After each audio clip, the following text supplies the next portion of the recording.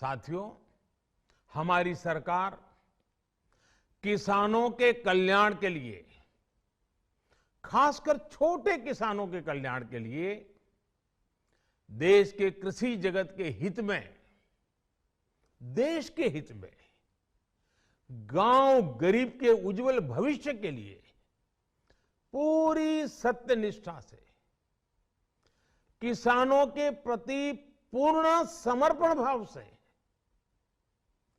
नेक नियत से ये कानून लेकर आई थी।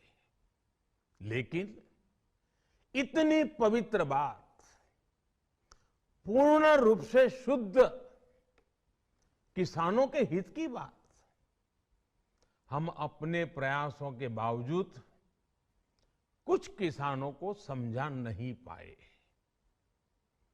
भले ही किसानों का एक वर्ग ही विरोध कर रहा था, लेकिन फिर भी ये हमारे लिए महत्वपूर्ण था।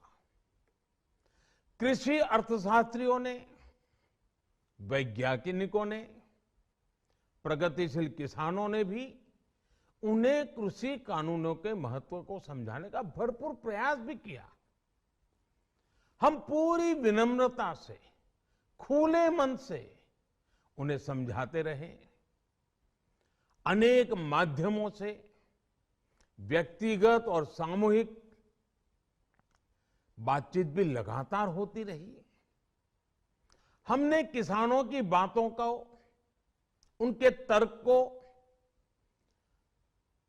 समझने में भी कोई कोर कसर बाकी नहीं छोड़ी। कानून के जिन प्रावधानों पर उन्हें ऐतराज था, सरकार उन्हें बदलने के लिए भी तैयार हो गई। 2 साल तक हमने इन कानूनों को सस्पेंड करने का भी प्रस्ताव दिया। इसी दौरान ये विषय माननीय सर्वोच्च न्यायालय के पास भी चला गया। ये सारी बातें देश के सामने है, इसलिए मैं इनके अधिक विस्तार में नहीं जाऊंगा। साथियों, मैं आज देशवासियों से क्षमा मांगते हुए सच्चे मन से और पवित्र हृदय से कहना चाहता हूं कि शायद हमारी तपस्या में ही कोई कमी रही होगी, जिसके कारण दिए के प्रकाश जैसा सत्य कुछ किसान भाइयों को हम समझा नहीं पाए। आज गुरु नानक देव जी का पवित्र प्रकाश पर्व है। ये समय किसी को भी दोष देने का नहीं है।